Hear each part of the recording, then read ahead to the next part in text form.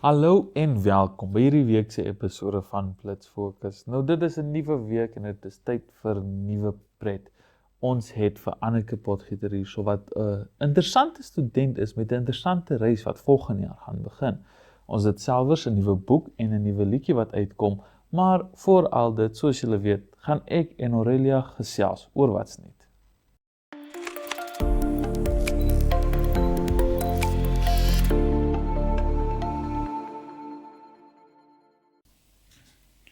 Hallo kykers en welkom by hierdie episode se Wat's Nuut. Saam met my het ons weer vir Aurelia Afrikaner hier. Hoe gaan dit met jou vandag? Goed, dankie. Hoe gaan dit met jou? Ag, dit gaan goed. Dit raak nou weer 'n bietjie lekker warm.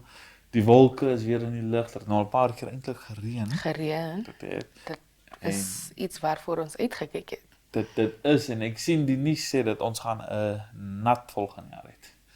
Ja, met die wat ons laat reën gekry het, definitief gaan dit baie vroeg in Januarie reën.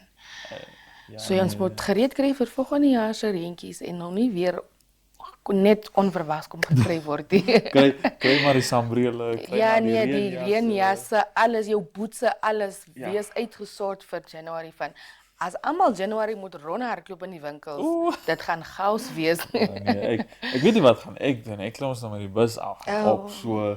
Ek bid maar die bus word geservice vir Januarie. Van verbeel jouself nou dit reën en die bus het gebreek en jy moet terugstap of so na toe. Die bus het nou die dag by die Brakwater loop staan. En toe?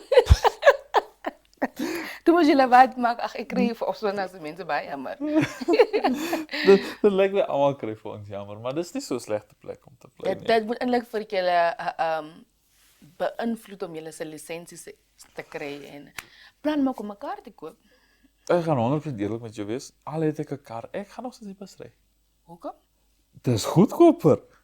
Maar as jy petrol Nou, die probleem met jou kar nee, is jy kan maklik mense kry om te betaal vir die petrol, ja. Maar jou tyres, jou service, jou olie. Ek dink jy oordink net maar om jou eie kar te sal iewers goedkoper uitkom. Ek is bekend om te oordink. Jy's reg daar, ja, nee. Maar kom ons praat so 'n bietjie oor 'n paar interessante goeders. Soos byvoorbeeld, laasweek het ek iets gesien van 'n skool. Ek glo dit was Elnathan wat nou aandong hulle wil heeltemal selfoonvry gaan. Kinders mag nie meer hul selfoon hê nie, maar ek weet deesdae is dit mos 'n ding by skool waar hulle eventually opgegee het, toegelaat dat die selfone kom en al dit, solank jy mos nog in die klas daarop sit. Ja. Maar ek het nog gesien Elnathan wil dit weer terug aan oudtyd so en dit heeltemal stop. Heeltemal selfoonvry gaan. Wat is jou gedagte daaraan? Ek dink dis 'n beter inisiatief want selfoon is 'n ding wat 'n mens hy trek jou aandag weg van waar dit moet wees. So dis beter om jou selfoon weg te hê, dan fokus jy meer op wat die juffrou moet sê. Nou sit ek met my selfoon, hoe seker is ek as 'n juffrou wat daar staan en leer dat die kind seker kyk wat ek vir hom sê. Want jy kan miskien gou op jou YouTube of gou op jou Facebook, op jou Instagram, dit trek meer kinders se aandag af. En dit veroorsaak dat leerlinge se konsentrasie baie min is. Kyk, ek kan beslis verstaan jou argument, maar ek gaan mos nou maar wat is dit, devil's advocate speel hier so en 'n bietjie terugstry. Wat doen jy in 'n noodgeval? In 'n noodgeval van? Enige iets. Dink 'n bietjie. Een van die grootste argumente van om selfoon in skool toe te laat is sodat die kinders hulle ouers kan kontak in 'n noodgeval. Toe ek skool gegaan het, laerskool by OPS in Okahanya, was jou ouers se nommer gegee. En jy moes jou ouers se nommer, moes jy iewers in jou sak, moes jou ouers se nommer gehad het vir in geval van nood. So om vir my te sê my kind moet selfoon saamvat in geval van nood. Nee, die juffrou het my nommer. Die sekretaris het my nommer. As ek mos nou invul vir my kind se skool ingaan, dan skryf ek mos my nommer neer. So hulle moet kan 'n file gaan uittrek en vir my kan bel. Maar om my kind met 'n selfoon te stuur in geval van nood, is iets waarmee ek saam sal stem nie. Dis waar, maar goeders verander mos nou deesdae en alles, veral met hoe gevaarliker dit geraak het vir kinders en mos nou met die selfoon en goeders so. Ek kan nie wel daar teenstry nie. Maar op dieselfde tyd dink ek net aan goeders soos byvoorbeeld die funruns en goed soos dit waar hulle weg is weg van skool. hoe gaan hulle nou by die sekretarisse uitkom? Ons- Soos dit. Jare terug het ons van works gedoen, ons het fundraisings gehad, ons het soveel ander goed ook op skool gehad, maar nooit het ons van 'n selfoon gedink nie. Die juffrou was daar. So, as jou kind uitstuur op 'n fun day of 'n fun walk, dan is dit die verantwoordelik van die onderwyser of onderwyseres. So dan het jy geweet nee, dis in die hande van die juffrou. So hulle moes seker gemaak het dat jou kind veilig is. Nou kom ons dink nou van, ek stuur nou my kind met 'n selfoon, dan word hulle aangeraan. Dan wil sy nou, of hy nou nie die selfoon gee nie, dan kyk jy nou, hierop is baie Ja, gevaarlik. ja. So, dis ook om die kind se lewe te red. Oh. Ja, okay.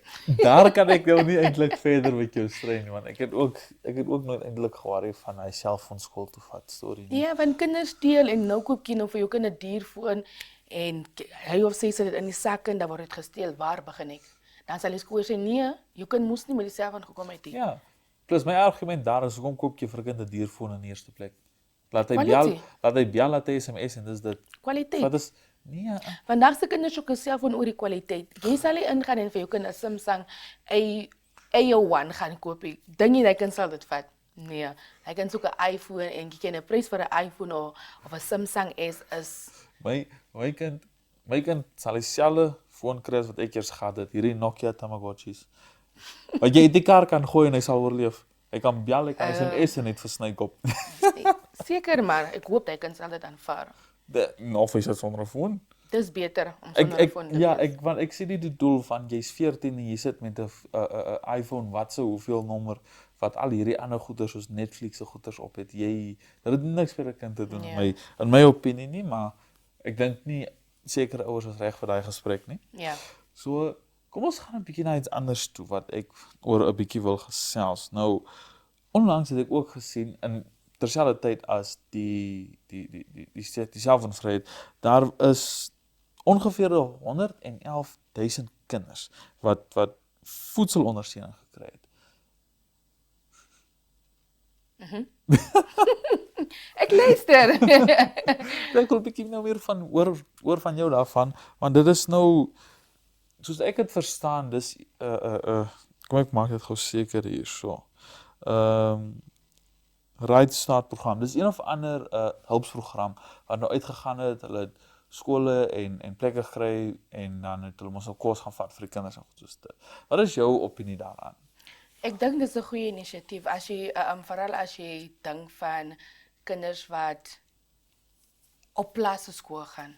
Daar is baie min wat hulle het of daar's baie min wat hulle kry en jy weet kinders wat op die plaaskool gaan is al die kinders wat met hulle se oumas bly. En om te dink dat ouma net ook van haar 2008 of van haar 2006 lewe is actually 'n goeie inisiatief van dit het uitgekom dat hoekom meeste kinders wegbly van skool was omdat hulle nie daai eerste dag se kos kry nie. Kyk, as jy opstaan moet jy eet. Alles is pap. Jy kan hom so eet met botter. Jy hoef nie seker in is dit, maar dis baie belangrik. Nou as 'n kind nie daai oggend nie opstaan of hy het nie die vorige nag geëet nie, dan kan jy ons nie verwag dat hy kind moet skool toe gaan nie. Van hoe sal hy kind konsentreer? So dis alles dinge wat 'n mens moet aandink, veral as dit kom by skole ver uit die dorp uit. So dit is 'n goeie inisiatief van dan kan die kind net, dan is die kind mos nou bemoedig dat ja nee, at least sal ek daai pap gaan kry of daai wat gaan kry wat die skool gereed maak vir hulle. So dis 'n goeie inisiatief. Dis goed dat die government gekyk het na die kinders toe. Praat van kinders uit die skool uit. Wat weet jy van hierdie kinders op straat wat altyd die houtlepels verkoop en al daai? Nee, ek volg hier reg daai so lekkerie, maar daai is kinders wat mos nou van Angola af gestuur is of wat van Angola af gekom het en hulle verkoop mos nou daai houtstokke vir R10, R15, R20 op straat. Maar hulle raak nou weer baie. Daar was 'n keer wat hulle teruggevat was met die bus. Maar ek ken nog nie hoe hulle weer gekom het dat hulle weer hier is. Ek is selfs nou 'n bietjie nuuskierig van hoe kom hulle in dan?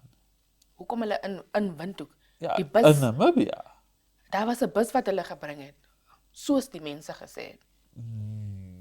So daar is iets wat baie mooi moet gestudeer word en dan vir ons gesê word wat en hoe en wie het hulle gebring. Want ons almal hoor net hulle was van 'n bus kom afgelei, hulle was van 'n bus gebring. Maar wie was die busdrywer? Wie het hom geïnstrueer om die kinders hier kom af te lei? Ja. En dan moet jy daai kinders in die dorp sien.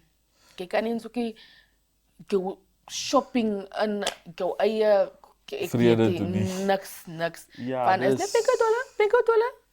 Of Ja, jy nee, nou verstaan of jy verstaan nie, jy sal moet verstaan dat ek in 'n rand soek. Wel, dis nog al 'n paar issues wat ons nog al getackle het hierso en ek dink dit is 'n goeie punt om hom op te eindig met daai storie. Dit gesê, Aurelia, baie dankie dat jy gekom het vir die nuus. Dis 'n plesier. Ja, dit is altyd 'n plesier om hier op die Blitsfokusbank te sit. Kykers, moet nêrens gaan nie, want hierna het ons 'n onderhoud met 'n baie interessante student met 'n interessante reis wat voorkom.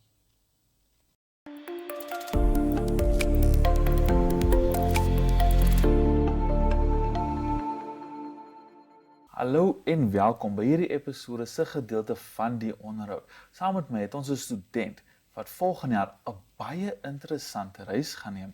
Goeiemôre Anneke Potgieter, hoe gaan dit met jou vandag? Môre, dit gaan baie goed met my vandag. Weer 'n rustige Dinsdag na die paar volle weke.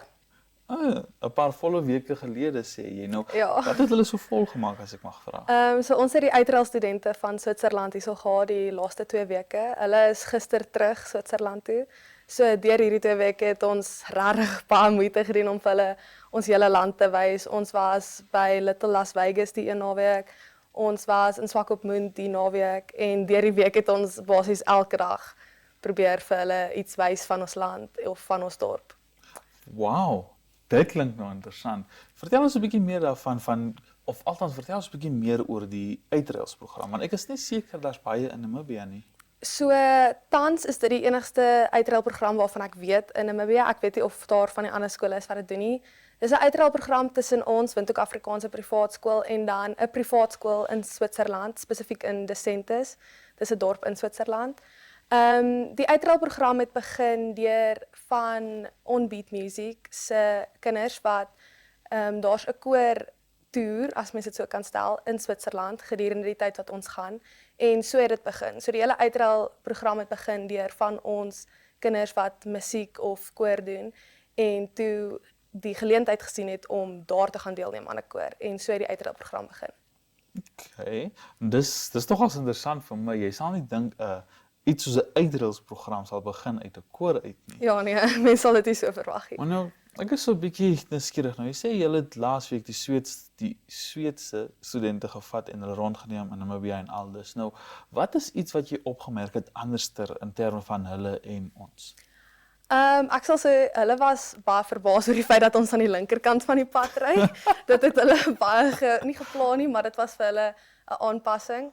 En ek kon ook sien dat hulle glad nie soos as 'n Namibier, jy is gewoond daaraan om vir 'n naweek of vir 'n Desember see toe te gaan. Dis soos 'n normale vakansie vir baie mense. En vir hulle byvoorbeeld omdat hulle in die middel van Europa bly, is daar nie 'n see naby nie. So vir hulle was dit interessant om te kon ry van die Middelland af see toe net soos in 4 ure. Ja, nee, dit laat dink my eintlik aan hoe mense besef nie soms hoe groot ander lande se plekke eintlik Precies. is nie. Want dit laat dink my nou onmiddellik aan Amerika. 4 ure se ry jy in dieselfde dorp. Presies.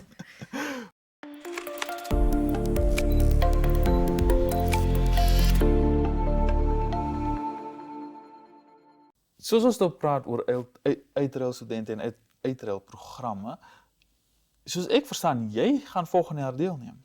Yes, so ons is 4 wat deel is van die groep en ons gaan volgende jaar tydens Maart Switserland toe en dan gaan ons vir ongeveer 2 weke. Okay. Nou, sien nou dat die uitreilprogram begin het met koor, is jy deel van die koor? Ek het koor gesing my hele laerskoolloopbaan lank. Ek doen nie tans meer nie, maar ek het my hele laerskoolloopbaan. Okay, nou moet jy kan sing om deel te neem of hoe nou? Ek sal sê ja, dalk so 'n bietjie, maar dit is eintlik enigiets musikaals. Soos ek dink byvoorbeeld as jy 'n gitaar kan speel of iets soos dit, dan kan jy ook aansoek doen vir die uitreilprogram. So dis nie noodwendig net sang nie, maar tog nadat jy jou CV ingestuur het, moet jy gaan vir 'n sangaudisie ook. So ja, ek sal sê jy moet kan sing.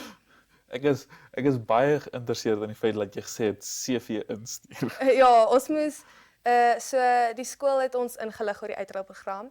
Enige student van ons hoërskool kan hulle CV, as jy dit nou so kan stel, instuur.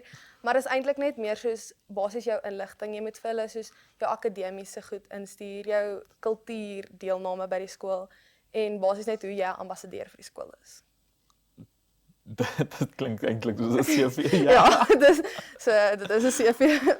Wow. Nou, is jy geïnteresseerd en is jy opgewonde om volgende jaar te gaan? Ek is baie opgewonde om te gaan. Ek kan eintlik nie glo ek is op pad daartoe nie as ek so daaraan dink, want die tyd kom nader. Soos 'n paar maande terug het ek gesê ja, volgende jaar gaan ek Switserland toe, maar nou is dit soos volgende jaar gaan ek Switserland toe. Ja, want volgende jaar is oor 'n paar maande. Presies.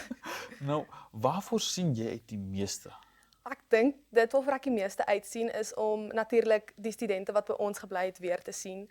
Mense het regtig 'n diep koneksie met hulle gehad. Ek het nie gedink ek gaan gister op die lughawe huil nie en ek het gehuil, maar ek sien baie uit om hulle landskappe te sien en byvoorbeeld dis winter as ons daar is, so dit gaan sneeu. So ek kan nie wag daarvoor nie. Ja. Ja, nee, ek self wens ek kon gaan, want ek self was nog nooit uit die land uit nie. Nee, maar uit nuuskierigheid, was jy al ooit anders uit die land uit, behalwe die uitreilprogram? Nee, ek was behalwe so ek was al in Suid-Afrika van tevore, Angola so bietjie, maar nog nooit uit Afrika uit nie. Nee. Ja. Ek wil nou eintlik sê Suid-Afrika. Dis eintlik al deel van Namibië. Ja, op hierdie punt is omtrent almal al Suid-Afrika toe. Ja. So. Nou, vertel ons 'n bietjie meer van die aan jou kant. Wat is die voorbereiding van om te kan gaan? Ek dink die grootste voorbereiding is jy moet tog jou insette doen met hulle stuur vir ons musiek deur aan die einde van die jaar wat ons dan die liedjies moet leer, want aangesien ons daartoe gaan tydens 'n koortoer, tree ons saam hulle op. So jy moet ook die liedjies ken, jy moet dit reg kan sing. So ek dink oor so 'n paar weke gaan ons begin met voorbereiding van die liedjies, wat ons moet kan sing en alles. En dan tog dink ek ook soos ek dink ons al 4 studente wat volgende jaar daartoe gaan is besig om soos naweekwerk of so te soek vir sakgeld, want mense wil baie dinge daar koop natuurlik. So ek dink dit is maar die grootste voorbereiding, maar die meeste is maar die sing. Die sing. Ja. Nou, uit nuuskierigheid, is dit hulle stuur vir wat mos nou die musiek en alles, nee. Nou, het hulle ook self musiek gekry vir as hulle kom of So toe hulle hier was, toe hulle nou hier was in Switserland het hulle vakansie gehad, so hulle het geen skool regtig gemis nie, maar nee, hulle neem nie hierso deel soos aan 'n kooroptrede of iets nie. Maar ja, so hulle het eintlik maar net gekom vir 'n vakansie. So hulle het maar net ons landskap gesien, ons skool leer ken en so aan. Nou, wanneer volgende jaar gaan julle? Is dit begin van die jaar, middeljaar? Ons gaan middel Maart. Middel Maart. Ek dink die tweede week in Maart. Wag 'n bietjie, is dit nie rondom eksamentyd nie? By ons. Of is my datums 'n bietjie net Nee, dit is nie rondom eksamentyd nie. Dis soos net voor eksamen. Net voor eksamen. Nie net voor eksamen nie, eintlik so tydjie vir eksamen. Ons hulle kom terug dan. Ja. Net betyds om eksamen. Ja, ons kom terug en dan is nog so 'n paar weke gelukkig, paar maande eintlik so. Okay. Wel, ek moet sê hierdie was 'n baie interessante gesprek om met jou te hê. En ek moet sê dit is nogals amazing dat iemand so jonk al uitgaan na ander lande toe en goed soos dit. Maar voor ons nou hierdie afsluit, kan ek net dan vir jou vra, is daar enigiets nog wat jy wil sê, wat jy wil dalk noem vir die kykers? Ek sal sê, vat die kans, stuur jou CV in. Jy kan niks verloor nie. Jy kan altyd net iets wen daai en as jy iets verloor, dan weet jy die kans gevat. So ek sal afsluit met take the risk or lose the chance. Wow. Dit is 'n amazing boodskap, veral van iemand so jonk af soos jy. En weer eens baie dankie dat jy hier opgekom het en dat jy by die Blitz Fokusbank gekom bywoon het. Dankie dat julle my gehad het. Wel, kykers, moet nêrens gaan nie, want hierdie episode is nog nie klaar nie.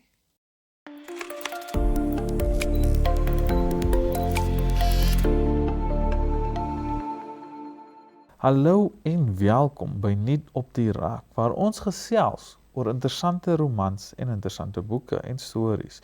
Nou, ek hoop julle het die onderhoud geniet, want hier gaan ons 'n bietjie gesels oor 'n interessante boek deur Jan de Kok. En die boek is niks anders as Die Man van Elders nie. Nou, Jan de Kok se Die Man van Elders is 'n boeiende Afrikaanse roman wat geloof, mysterie en menslikheid op 'n besonderse manier verweef. De Kok staan bekend vir haar vermoë om die diepste van die menslike gees te ondersoek en in hierdie verhaal bring sy weer daardie talent na vore deur die verskyning van 'n vreemdeling wat 'n dorpie se mense se lewens ingrypend verander. Hierdie verhaal begin wanneer 'n onbekende man sonder naam of herinnering in 'n stil dorpie opdag. Niemand weet waar hy vandaan kom of waarom hy daar is nie, maar sy kalm, innemende teenwoordigheid laat 'n blywende indruk. Terwyl die dorpelinge probeer om sy identiteit te ontrafel, raak hulle lewens onverwags verweef met syne. Vir sommige bring hy genesing en hoop, vir anders wek hy twyfel en vrees. Deur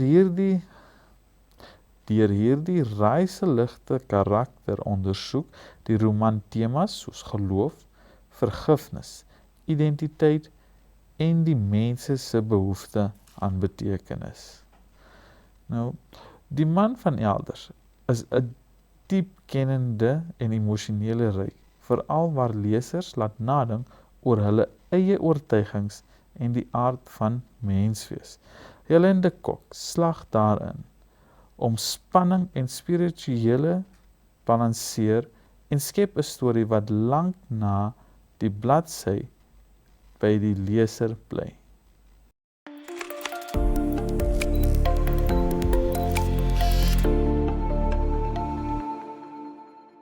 Hallo en welkom by Voor in die Koor. Nou, ek hoop julle het die interessante boekreeks geniet en ek hoop julle laat weet ons wat dink julle. Maar volgende gaan ons 'n bietjie praat oor 'n nuwe liedjie wat ek ontdek het. Normaalweg hier by Voor in die Koor gesels ons oor mense wat klaar bekend is en die nuwe liedjies wat hulle uitbring. Maar hierdie keer wil ek 'n bietjie praat oor Eldon Flair, 'n opkomende Afrikaanse sanger, eerder as iemand wat klaar sy naam gemaak het. Eldon Flair, 'n opkomende Afrikaanse sanger en liedjieskrywer, het onlangs sy enkelsnit Meer as Koffie vrygestel. Die liedjie het vinnig aandag getrek weens sy egte en aansteeklike Afrikaanse popklank. Nou, Meer as Koffie vertel die verhaal van iemand wat op soek is na meer as net 'n oppervlakkige ontmoeting, 'n dieper emosionele verbintenis en ware liefde. Die lirieke ondersoek gevoelens van verlange en hoop, terwyl die musiek 'n warm, toeganklike klank skep wat luisteraars onmiddellik betrek. Die enkelsnit is geskryf deur Flair self en toon sy talent vir storytelling deur musiek. Dit is beskikbaar op platforms soos Spotify en Apple Music en het reeds positief van musiekliefhebbers ontvang. Met Meer as Koffie bewys Eldon Flair sy plek as 'n talentvolle Afrikaanse kunstenaar wat nie net musiek maak nie, maar ook stories vertel wat mense en emosioneel raak. Hierdie liedjie is aantreklik toegevang tot die Afrikaanse musieklandskap. Nou, soos ek gesê het, hierdie keer het ons 'n nuwe Afrikaanse sanger wat ons besluit het om 'n bietjie oor te gesels en ek moet sê, dis nogals interessant vir my dat Afrikaans soveel liefdesliedjie in hom het. Nou, dit gesê, gaan luister so 'n bietjie na die liedjie en vertel ons graag meer, wat dink julle van hom, as ook wat is julle gunsteling Afrikaanse liedjie?